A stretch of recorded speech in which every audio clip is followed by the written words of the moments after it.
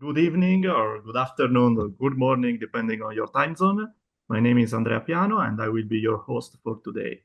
I will be joined by two veterans of the industry, uh, Hugo Bille, co-founder of the IGDA Climate Special Interest Group, and Arnaud Fayolle, who is the actual co-chair of the same group. Today, we will introduce you to our resource that we created for green game designers. And there will be a lot of time afterwards for questions, answers, chat, and discussion. So, with no further introduction, I leave the stage to you. And yeah, go ahead. Great. I'm going to see if I can share my screen for a moment. I'm not that used to Zoom, so bear with me. But I think we're now looking at the front page of greengamedesign.com. Is that correct, Andrea? We do. Oh, Yeah.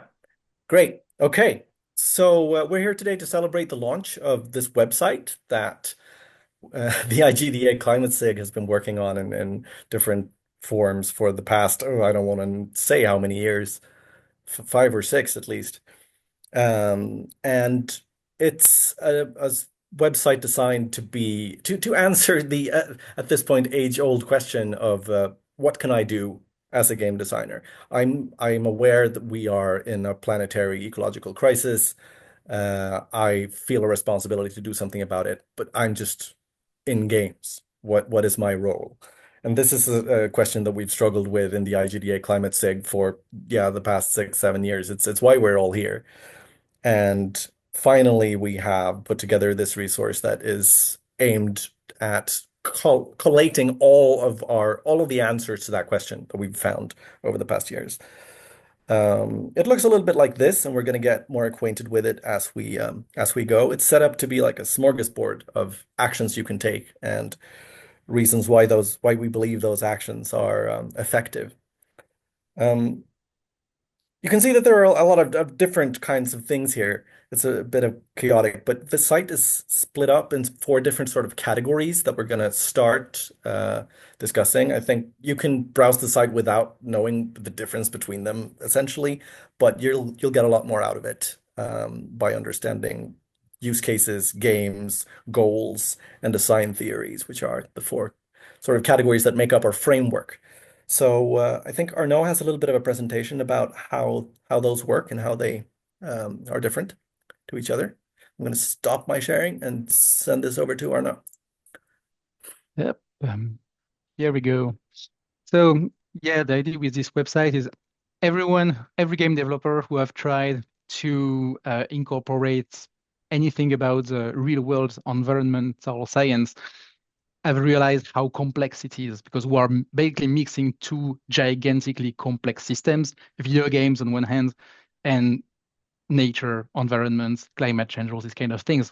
So we're trying to connect them in a way that can be usable for game developers. So on one hand, the first category of items are the design theories, which are game design tactics sourced by game scholars that can be leveraged to achieve goals, real-world environmental goals to alleviate or adapt to the climate crisis that are defined by climate experts we meet in the SIG.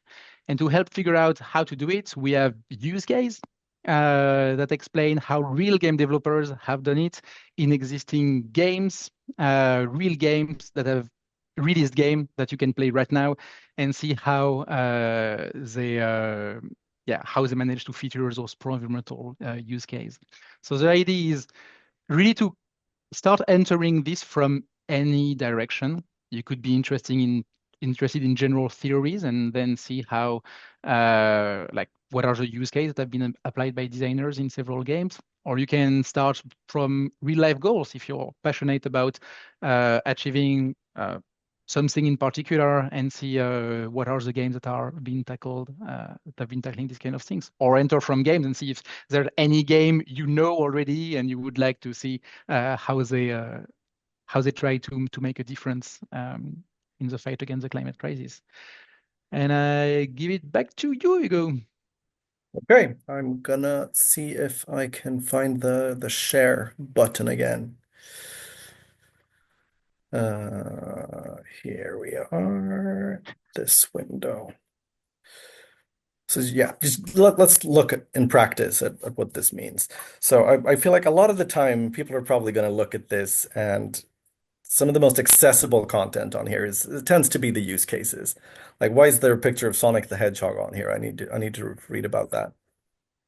So this is a use case, which is a practical story about something cool that a game did.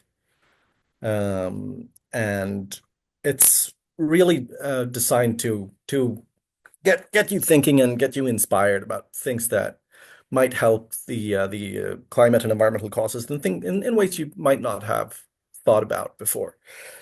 And in this case, it's just the fact that there is a level in Sonic the Hedgehog 2 called Oil Ocean Zone that is kind of a well, the main thing that it does from our perspective is that it explicitly connects fossil fuels to the villain, Dr. Robotnik Eggman of the Sonic franchise, which furthers the goal of eroding the social license of the fossil fuel industry in a very tiny way. There are a lot of activists out there working on this goal by like having universities divest from fossil fuels. A big part of that movement is that they're trying to um, yeah, erodes social license, which is kind of activist code word in a way for portraying them as the villain.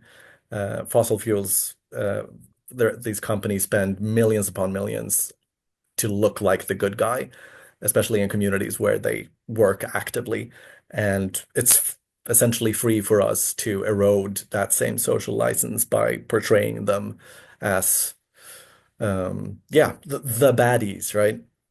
So we can keep going, and th this is kind of the design we hope the way that we hope the design will be used. Like, oh, we can keep looking deeper into this goal. Read about these activists I just talked about and how they are working on it, and how our interventions using video games can align with this real world goal. So this is where we get a little bit more scientific or a little bit more complex. We get into the weeds with the goals pages because there's a lot to say here.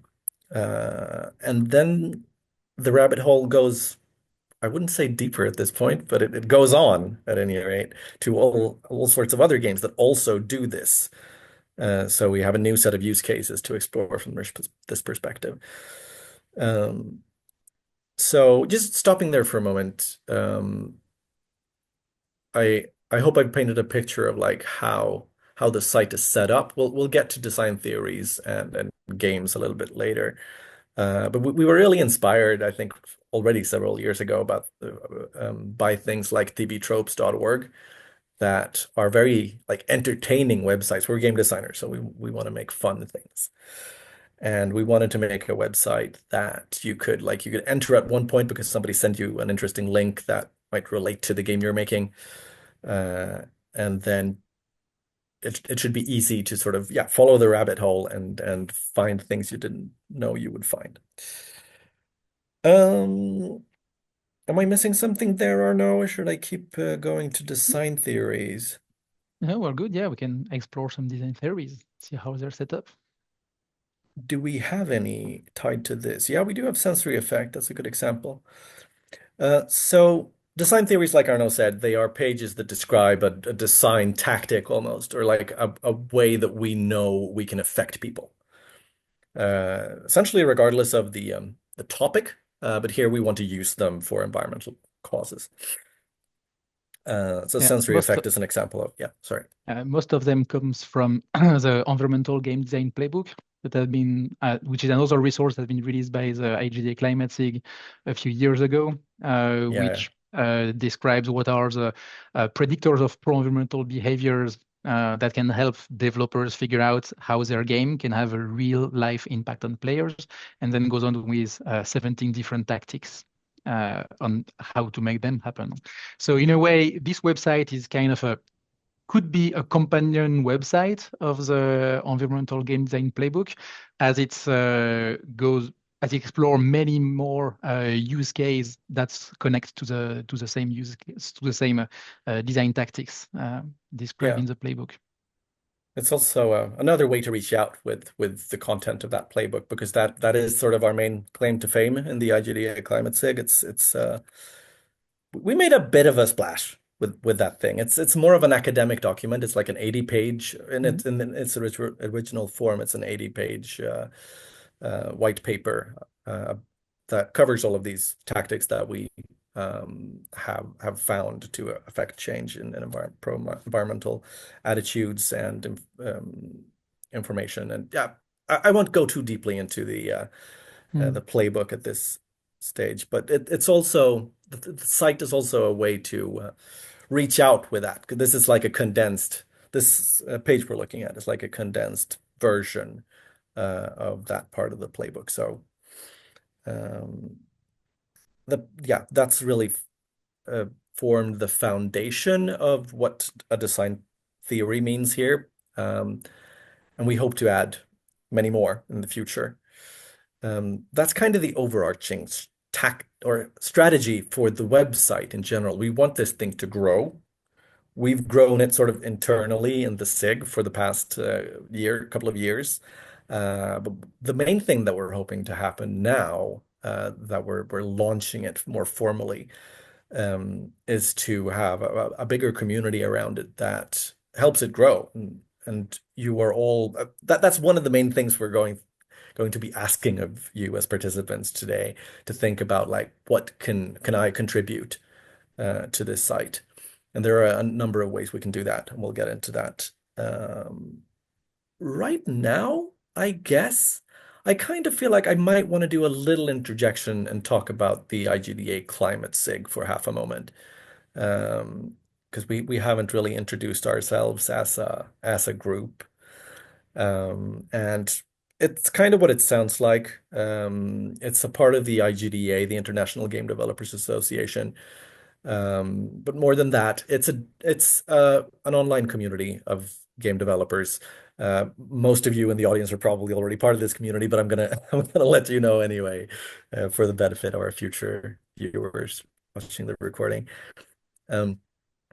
We are mostly hang out on our Discord server, where we keep wrestling with the questions of what can we do as game developers in the face of these ecological crises we're facing, and what are the best ways we can do it, and find community in that. Make sure we don't go insane thinking about these hard problems every day. So we're all individual game developers representing nobody but ourselves, essentially. We are all volunteers in this. So this website has been built entirely by volunteers, designed by volunteers, tested by volunteers, programmed by volunteers, which is a strength and a weakness. It means that things often move slower than we would have hoped. Maybe we could have had this site out 5 years ago if it were our job, but here we are. I think the strength is in its resilience. A lot of resources like this are made, and then as soon as funding runs out for the group that made them, they sort of disappear off the internet. And I think we are not in danger of disappearing anytime soon as a climate SIG.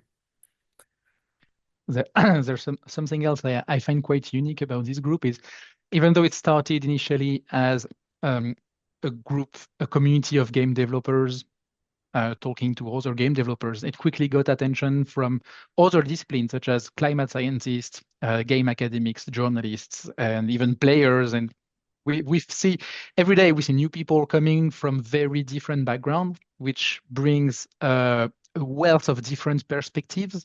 And it's I found this really really great whenever we want to discuss some problems. I often like, I'm from the game industry. I've been art director from all my life, and when I came with like design question or things like I'm considering this kind of design or this kind of aesthetic, what do you think? And I see answer from like so many different perspectives that it really helped me build a better understanding of the problems that I would have with any other communities. And in somehow this website also reflects this wealth of different perspectives and different expertise, as we have game developers who shared their use case or analyze the use case of other games. We have design theories that can come from Game Scholar and the goals that have been largely contributed by climate experts. Yeah. And yeah. I mean that's where we've sourced most of this website. Like it's in a way it's an attempt to take all of the wisdom that sits on that Discord server and push it out to the broader game dev community, because there's so much we've learned grappling with this stuff, and we finally have a way to yeah, reach a wider audience with that. So I hope that's I hope that's what's going to happen.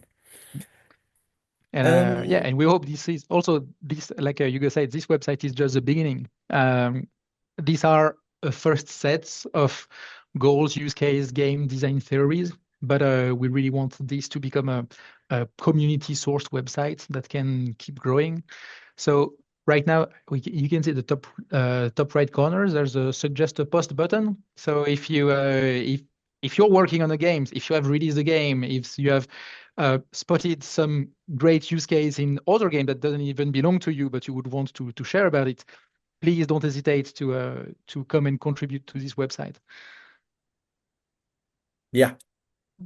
So how does that work? I guess as we can get into that, because there are a number of ways that we hope people will contribute to this. The most obvious is perhaps to just submit the game that you've been working on. Slight caveat, we're right now at least keeping this to released games, because we're volunteers and it's enough to it's hard enough to keep up with all of the release games out there. But as this thing grows, hopefully we can incorporate games in development as well, because I think a lot of the time that's equally interesting. And a lot of the coolest ideas are tied to things that aren't out yet. And we also don't want to have to wait for 3 years for a game to come out and prove itself before we get to share what we've learned developing it. So that's perhaps the easiest part, and the bit where like we can never get too many games on this. Right now, we have sort of sorted a lot of the games at the bottom of the page because we don't want to focus on them necessarily. Maybe you can show the filtering feature as well. Yeah, you can filter them out as well. Looking for a specific game, you have a content type thing where we can explore only one type of. Right, so we can filter them out entirely if we don't need them. There isn't a lot of content in the games pages. They're mostly there as connective tissue to connect all of the other types of content. But we do try to keep like a simple description at least. Further down the road, we hope that we can integrate the games on this site with another IGDA Climate SIG resource, which is the Climate Games database. We have a massive spreadsheet of hundreds upon hundreds of games that do green stuff in a very broad sort of definition. And like I said, we can't have too many games represented here. If we feel like they take over, we can just hide them in the design. But what was I thinking? So with all of the others, we do try to keep things tidy. We don't want the site to overflow with use cases, goals, and design theories, because at the end of the day, we want new users to be able to come in here and get a clear and not too overwhelming view of what they can do. So rather than keep adding new use cases all the time, we try to incorporate existing stories in the use cases we already have. I wonder if we have a good example of that. But yeah, this is a bad example because this is a story that's only about the game Alba, a Wildlife Adventure. But as soon as we find another game that sort of does a similar thing, Mm. we can add that You to have, this story rather than create a new one. you have this in graphical sufficiency. I Let's just found see. just picked one that have several Yeah, games I'm not listed. entirely. I think you get the idea. So any ideas for new use cases or new goals that you don't feel are represented in the website yet, or yeah, new design tactics or design theories that aren't represented? I know we have a lot of theories out there for how games can enact change and change people and change systems, change beliefs, hearts and minds that aren't represented here because we mostly focused on lifting over the content from the existing playbook for that. So there is a lot to add. Mm. Even within these pages, a lot of these are bare bones. A lot of these are like almost I don't want to say placeholders, but some of them are very light on content. And that's an opportunity for all of you to go like, I know something about this. Um, if you want, that means you can go in and write a page. But if you just have an idea that you want to submit, there is a submission form. And this will, everything that you submit through here will reach the editorial team of the website, which is Arnaud and me and a couple of others. We should probably be more than a couple of others in that team. Speaking from experience as like working on things like this as a volunteer, uh, everyone tends to have a personal crisis at the same time.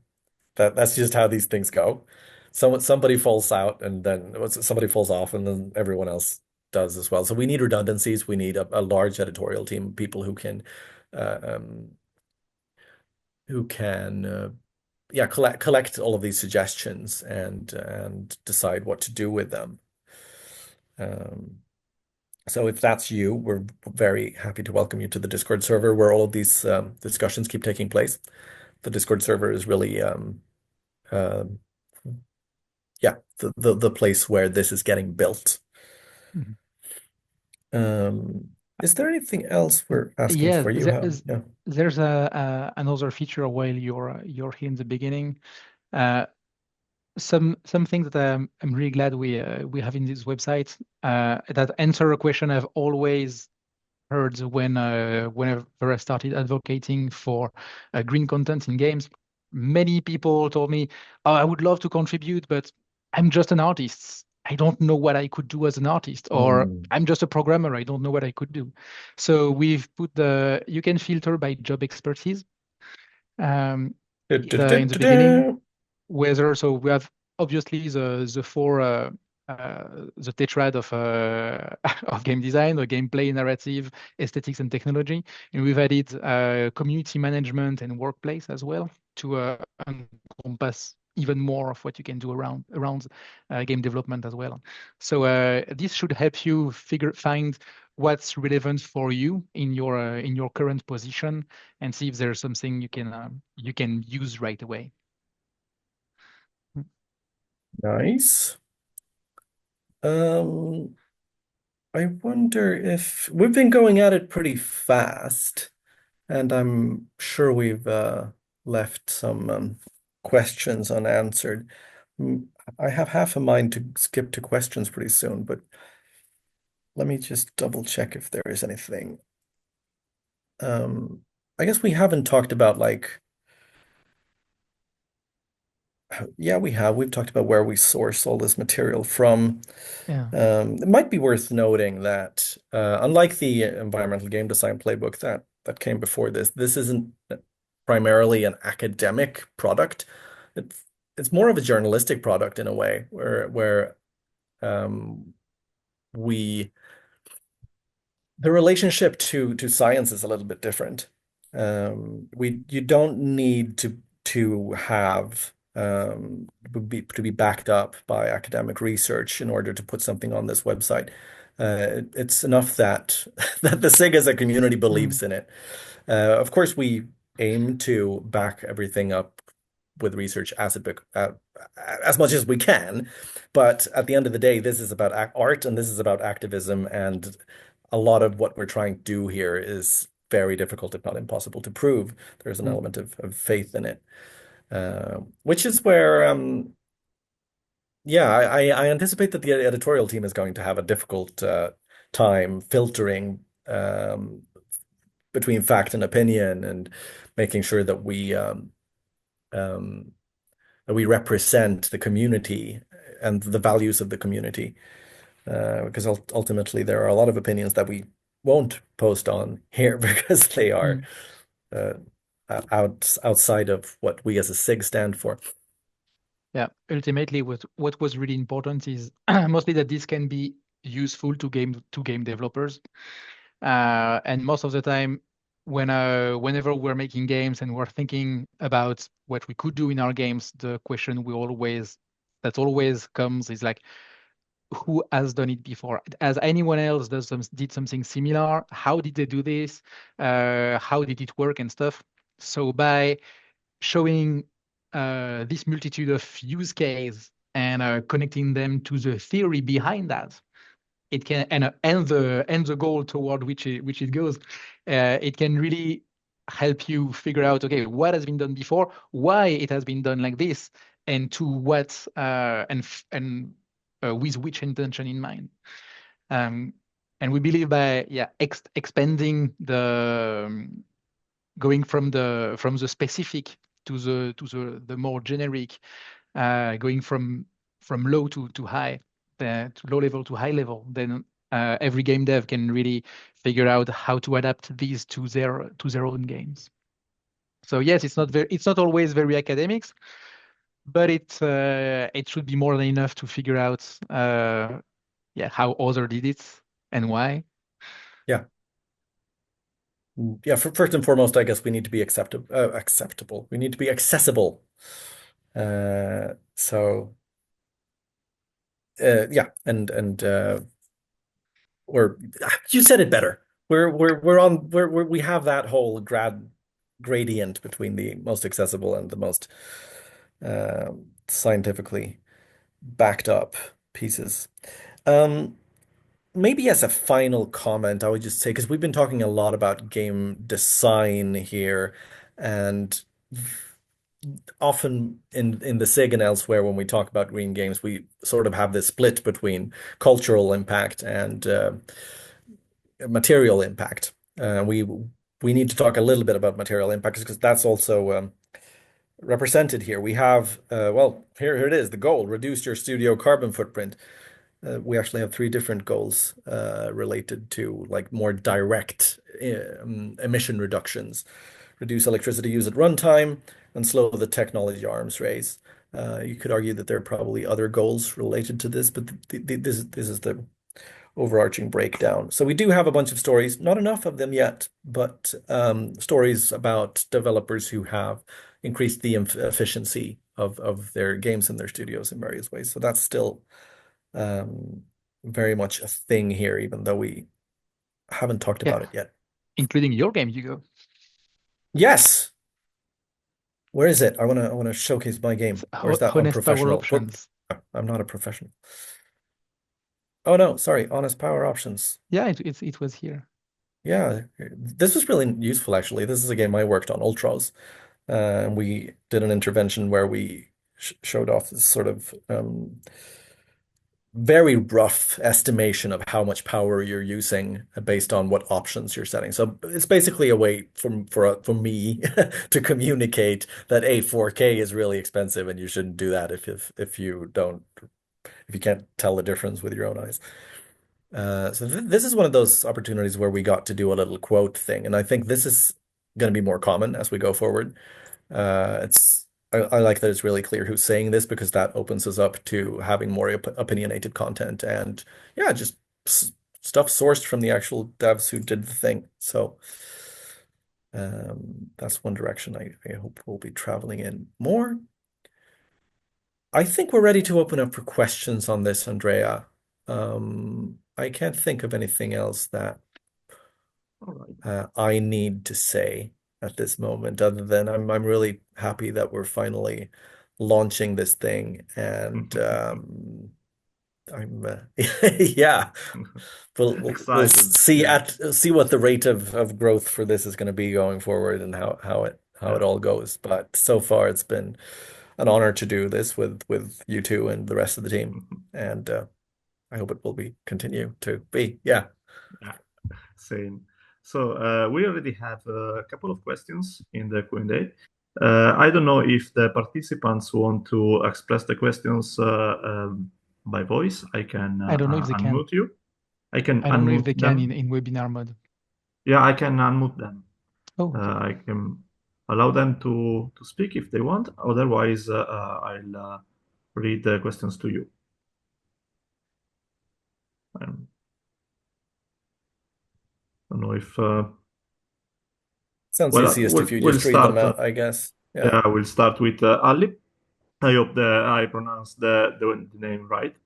Hello, I'm new. Hello, welcome. Are the volunteer opportunities within the community?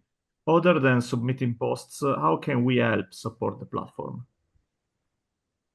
There are a couple I mean, like we said, we still need more people in the editorial team who can help sift through all of the content that comes in here and have regular meetings about, yeah, difficult bits. Or I think it's different tasks depending on the types of content. Maybe we'll split this into sub teams going forward. I guess I'm coming to the point that the main thing we need right now Yes, we is need you. yes, the main thing we need right now is someone with experience of like organizing a wiki or any kind of crowdsourced content because we're flailing a little bit on that side of things, and that really determines how much this can continue to grow, how well we understand how to work together as an organization. But no contribution is too small, and I think that the smallest contribution and the easiest contribution is definitely to just press that button at the top of the website and add your thoughts on existing content or on new stuff you think we should cover. This website is not the only way to contribute to the games industry's climate fight. Like, and you'll find plenty of others if you drop into the IGDA Climate SIG Discord. This is at the end of the day just one of the work streams we have running there. We also have climate councils that's run by Nick, who's here, I believe. That's all about building sort of political power within studios and forming these climate councils that can meet regularly within a game studio and what's the phrase? Yeah, Organize. Building a building. Organize. Organize. There are always opportunities in our Discord to help out in various ways. Yeah. So that's one place to look. We're not the only movement out there either. The Sustainable Games Alliance is starting up, which is more focused on the material side of things. So if that's where you're at, they also have a Discord server that's bustling and growing. Thinking about Long story short, Addy, we always need people who have times and motivation to help, and we'll be so glad to take you in. So please just join the Discord server, say hi in the introduction channel, and then we'll figure out what we can do. But there's nobody's too small to make a difference. Especially what we've discovered is even I have no idea about your experience in the game industry, but even if you're like without any kind of experience, it's easy to learn what we really need is people who have time and motivation to help, because this is a problem with volunteer-based communities. Is usually people who have the most experience, they're also the busiest, and they can't invest as much time as they would want in the community. But if we support from people who have time and energy to spend, then we can do miracles together. So yes, please come in. Thank you for boiling down my message, Arnaud. Let me boil it down further and repeat what you said, because I think it's the main thing. Go into the IGDA Climate SIG Discord and say hi, and we'll figure it out from there. I put the link to the Discord server in the chat, but I'll reiterate because here we go. So you can join the server and start helping right now. One thing that you can also do is to spread the word. Speak about us, speak about the resources that we are creating, speak about the problem, of course, the elephant in the room. And also you can use social network to spread the word. We are on Blue Sky and on LinkedIn as well. So you can also use those social networks to reach out other people who is probably interested in the same topics Mm. as we are. And if So, you're coming to the GDC in a couple of weeks, we have 3 sessions run by the oh yeah, IGDA Climate SIG. So yeah, it's will easy to find. Just like search climates in the in the session finder of the GDC, and you'll find us. We on to host the next workshops. We do a lot question. of things. Go to the next question. Sorry. Yeah, let's. Jennifer asks if the analytics of the site are available, or will they be in at some point in the future? I don't know if They're available to us in a broader sense. I don't think they're available to me, or if they are, I don't know how to access them. Um, I I don't think you mean like publicly available, because if you are, let me know, because I'm not sure why we would want that. Um, but yes, we have access to analytics. I can't tell you very much about them at this point because I okay, don't know. we'll figure it out. So Mm. Mattia asks if well, what's your opinion on the report made for Salt Sea Chronicles? It seems quite a unique approach and AFAIK not replicated yet. Yeah, Are- it was really It cool to was see that. Yeah, it was the one done by with the help of Ben Abraham. Yeah. So I think it's great, and I hope more game company would do something similar. So right now, the problem we have with reporting is that there are a lot of different methods, and it's quite hard to go ahead. Maybe we should just explain what Sulphur Sea Chronicles did. Go ahead. Uh, no, so basically, I can't remember. Is this the Die Gute Fabrik is the name of Yes. the studio, right? They commissioned Ben Abraham and potentially others to put out a report about how um, yeah, the emissions tied to the development of that game essentially. And before I give the word back to you, Arno, I would like to uh, just push the work that Ben is doing right now with the aforementioned Sustainable Games Alliance, because the whole sort of idea behind that movement is to build um, how do I phrase it? They have such good language around this stuff, but yeah, to build Yeah, common standard. a A common standard. shared standard across the industry. So Thank you, Arno. this is the point I was I started to make before explaining what the report was. I'm sorry. Um, Go on. but yeah, so at a as a single report, it's hard to compare with other things. But what the Sustainable Game Alliance want to do is to establish a common standard. So to rate every different games against each other and see how it feels. Because right now there is no standards, there are no benchmark. We don't know what is a carbon intensive game and what is a carbon efficient game. And so we'll have to have this standard in order to make this work. But yes, SGA is working on it, and I'm super excited to see where it will land.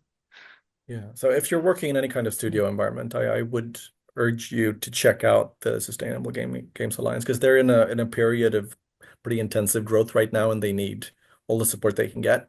You can become a member of the Sustainable Games Alliance for a small fee each year for your studio, and that allows you like voting rights within the organization and stuff. Um, And I think building out that framework right now is if if you have just a little bit of money, I guess that's the threshold. That's one of the most impactful things you can probably do as a studio at this moment. Yeah. And as an individual, if you're interested in joining the discussion, their Discord is also an open community. So you can Yeah. just like join their Discord and get into those discussions right away. So if you have a technical expertise, it's really the place to go.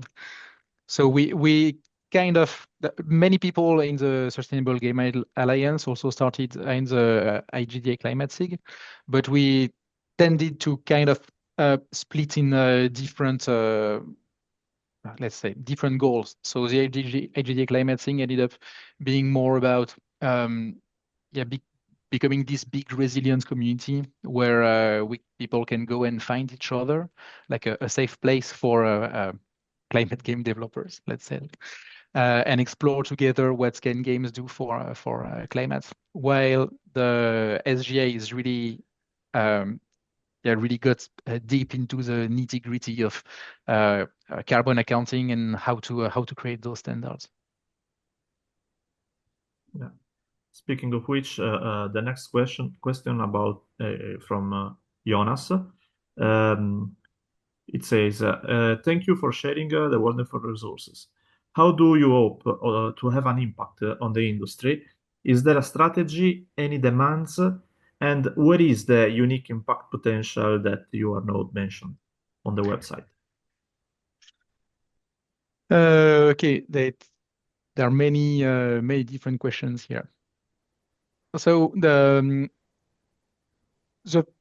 first threat is the first way we've had an impact on the industry is really to, like I said before, help people connect, people who are common game developers who have common ecological sensitivity to meet and discuss, to figure out, to brainstorm, to compare, to exchange information. And I think this is still today the one of the most important thing we've built. We can see like every year at GDC we often have like a sustainable game meetups. We often do this with in partnership with some with other friends like Playing for the Planet or Microsoft Gaming Sustainability, and it's incredible to see how like this web of relationship we've created, and we can find this guy, this studio, they need a new art director. Here's an art director who are looking for a green studio, and this studio is looking for founding. And here we can find someone who was looking for a studio to found. And like there's just being able to connect those people together has already had a tremendous impact. And also looking at the problem from all those different points of view allowed us to create several resources that we've already mentioned. So besides greengamedesign.com, we've had the environmental game design playbook, which is already being used by several universities across the world as part of their game design courses. And what were the other questions? And what was go ahead. No, I just chime in there that I think that's one of the clearest ways that we're having an impact in like shaping the thinking of the next generation of game designers through that university work. And we already have a bunch of universities who are interested in using this website in a similar capacity. The other question I believe was about your unique impact potential framework. Yeah, so the idea behind the unique impact potential is that every game can be a green game. Every game can become a force of good to help the fight against the climate crisis or the biodiversity collapse. But in order to do so, not every game can act the same. There is not one single recipe. I often hear people saying, "Oh, I would love to make green games, but I can't because I'm doing a first-person shooter set in space. If I wanted to make a green game, I would need to do something like in a forest or a game about gardening." No, because the climate crisis and the poly crisis, we call it today, is so huge that it affects absolutely everyone and everything. It started in the past and it will still happen in the future. So wherever the game is set, whatever the gameplay is, there is a way to connect the theme, the gameplay, and to connect the theme and the gameplay to like features or stories that will engage the specific audience of the game. So the unique impact potential of is about figuring out what is the game about, what does the gameplay encourage, and who's the audience who's playing this game, and figure out what climate themes and climate stories are in the intersection of this. Mm. What I love about that concept is that we're not asking anyone to make the climate game that does Absolutely. all of these things at once. Like this is a if we are to reach any kind of audience with this, I think it needs to be a pick and choose kind of thing.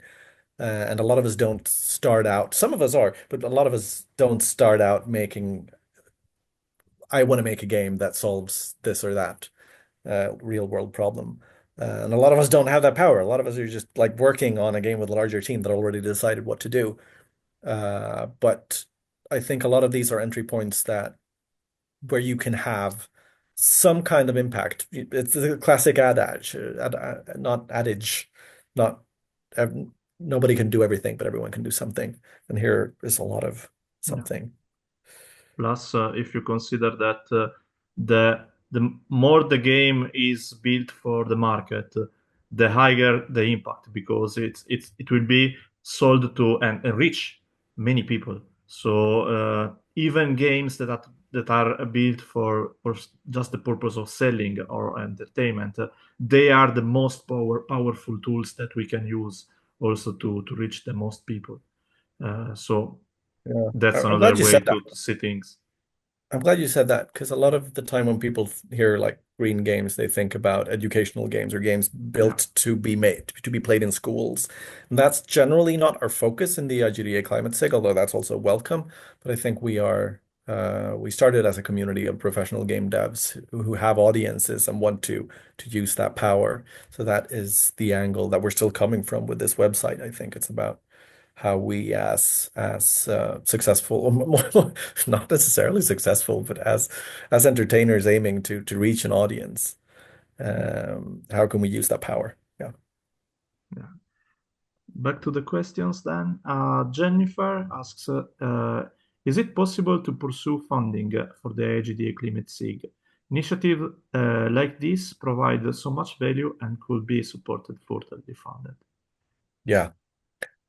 We're always on the lookout for opportunities there. I do think we have a new sort of membership system set up through the IGDA. So you can now actually become an IGDA member and claim climate as your main SIG, and that means that your membership fee goes towards the climate SIG. But yeah, there are definitely like larger collaborations with other actors in this space that would have helped this website already and can still help it in the future. I feel like we were on the verge of getting some of that before the sort of before the green lash happened. I don't want to say green lash. I don't believe that happened, but the industry definitely hit a point around the pandemic when they became more interested in other things. So it's a harder time to do this than it used to be, but that just makes it more important. We need to be here to prepare for the next wave when that comes. What Then was the question? Rebecca, Funding. Yeah, if you yeah, have any funding. ideas, do please let us know. Especially if you know of any money that it's available for us, please let us know because that will be really useful, as you said. Yeah, I do think we already have But people yeah, in the SIG that would be able to spend much more time on this if there was any kind of like yeah, income definitely. involved in it. Yeah. So back to the questions again. Rebecca asks, do you have any personal favorites among the use cases, design theories, or goals? I already showed off Sonic the Hedgehog. It was that easy. No, I mean I've been quite focused on the goals pages a lot of the time because that's where I started from. I was like looking at the wider climate movement and like, okay, so what do these people need and which ones of these goals can we sort of help out with in some way? I often end up looking at this one, imagine a sustainable future. It's probably my favorite out of the goals because there's so much potential for games specifically there. The climate crisis is often talked about as a crisis of imagination. If we as a culture were more able to imagine different kinds of futures than the one we're on track for, um, we would solve this in a heartbeat, the saying goes. And I think games are so uniquely um, equipped to create worlds that can help us sort of tackle that imaginary crisis. Not an imaginary crisis, it's an imagination crisis. Big difference. Mhm. We still haven't seen nearly enough games that do this. So in some ways, this gold page is a call for help. Like, why don't we have more games that focus on building exciting futures? Mm. On my side, I like the use case from the game Bear and Breakfast, Hmm. uh, because it's such. I don't know if how well the game did, but it's such a cute game. It's a cozy hotel management game, but they managed to sneak so many uh, little features that are very pro-environmental. If you yeah, there's like kind is the new cool. It's about how the protagonist is a bear. He has no superpower. He's just really kind. He just wants to be nice to people and make a lot of friends and stuff. And everything you do as this protagonist is just to help the community, which is great Hmm. to redefine what masculinity could be. Oh yeah. You don't need to be a powerful hero to wield guns and stuff to save the world. You can just like save the world with kindness by building stuff for the one around you. And the other use case from the same game are like if we click on the Bear and Breakfast game. So yeah, all two other use cases are like Oh yeah. repair, reuse, recycle. Because in the game you build a lot of furniture and you renovate like a hotel to attract customers, but you will craft everything. So you can't buy furniture, you will craft them. And in order to find crafting materials, well, you need to go to junkyard and thing and find discarded piece of furnitures to like dismantle them and find like wood, metal, nail and stuff and like rebuild new furnitures out of that. And it's since it's such a recurring pattern throughout the course of the game, it's really becomes a reflex when you're playing the game. Whenever you need to build something new, you will just go to you will just try to find some discarded furniture so that you can figure out how to extract material from that. And the third Yeah. one, irresistible veggies, is this game has a really cool cooking mechanics, which really somehow teach you how to cook real recipes. And there are like dozens of delicious recipes throughout the games. But when you play the game, at some point, like I didn't even realize it at first, but all the recipes are vegetarians. There is no meat in the game, but all the recipes look so good. So it just gives you ton of Mhm. ideas and teach you how to cook them. And the game never said it would be a green game. It never pretended it's a game for good or a game that will have an impact on the planet. But because of those those little features throughout the game, it, I'm sure it does make an impact. When you finish playing the game, you feel like it's super cool to be kind. You feel that oh, you can build. You already made an habit in game of uh, recycling and reusing discarded stuff rather than buying new ones, and you learn how to cook vegetarian recipes. So it's really yeah, they're all good use case. I love this game. Yeah, so cool. Great. Mm. We have Mine, time for. my personal is Power Oh 7 yeah. mode because it's. Ah, I wanted to point it out because for me it's like the perfect intersection between how design in games can make a direct impact right away in reducing the carbon footprint um, of games being played. So mm, that's for me one of the most powerful, sorry for the pun, pages that we have on the website because it shows you right away how you can make an impact yeah. making just designing games, which is really, really interesting. Just talking about these makes me want to add more stuff to all of these pages. Like this Yeah, page could be a repository of all the games that we know of that have eco modes. Like why it wouldn't it could be? We Yeah, be. want to celebrate and that. there are That's more part and of, Yeah, more.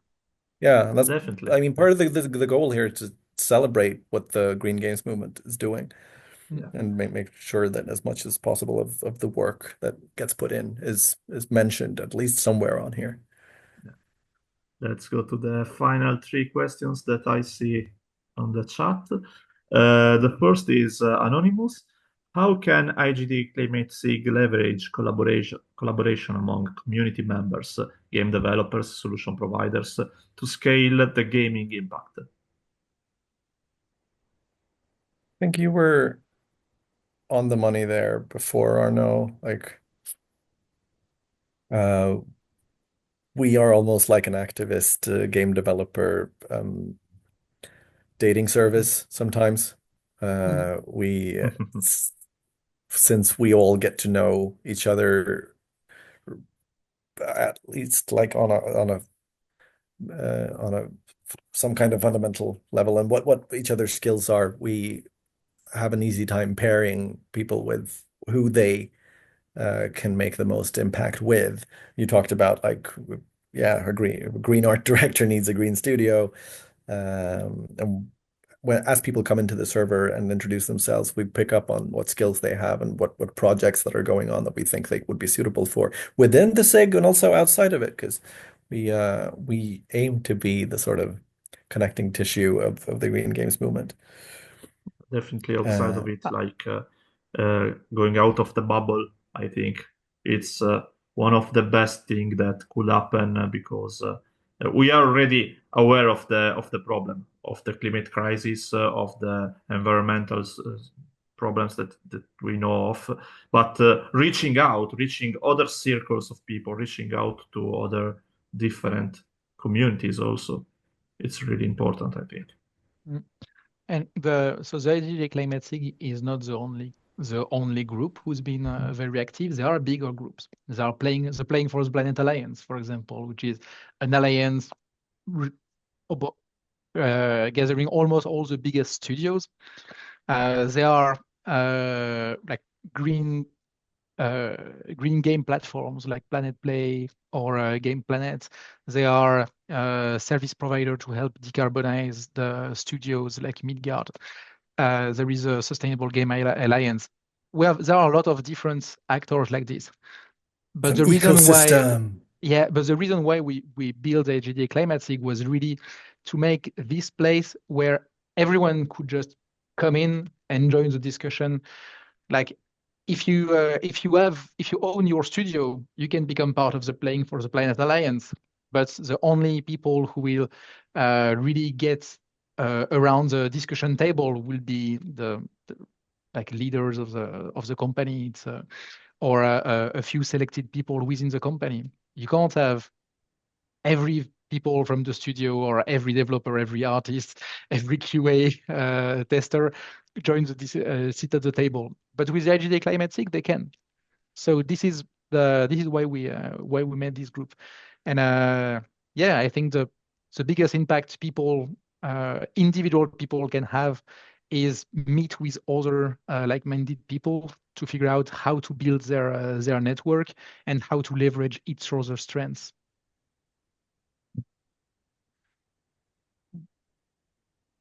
Do we have time for one more? Yeah, we have actually two if we want to be really quick. Jonas Mhm. asks, on your site, I see a lot of bigger games showcasing the green game approach. What is your perspective on indie art games? I think we also can learn from small, sometimes one-person made games. Oh, Very true. And we need Yeah, more of those on here. We I have can one I right can here, I answer. guess. Huh? We have one right here, I guess, showcasing Yeah. Thunderbird Strike. yeah. Yeah, there are so many, and we do have a lot of them on the Green Games database or the Climate Games database. It's just a matter of manpower of getting it all on here. But there's also a reason why we put so many so many big, well-known games, even if they are, maybe those big games can do a little bit less. But we wanted to show games that everyone knows and game everyone trusts, game everyone know have been successful in order to prove that making green games is not something niche, is not something that players will never like. If developers who are interested in oh yeah, maybe should can making greener games work, is there a business case for that? They can see tons of big famous successful games that have that actually have some green element in them, and it can help building confidence. So of course we need indie games. Before I mentioned Bear and Breakfast, which is an indie game as well. uh, Indie games are always the one leading the creative industry. And when good ideas appear and they can be and those indie games become successful, uh, larger studio who are making more expensive game, thus more riskier game, can start to borrow some ideas and yeah, and like make them into their own games.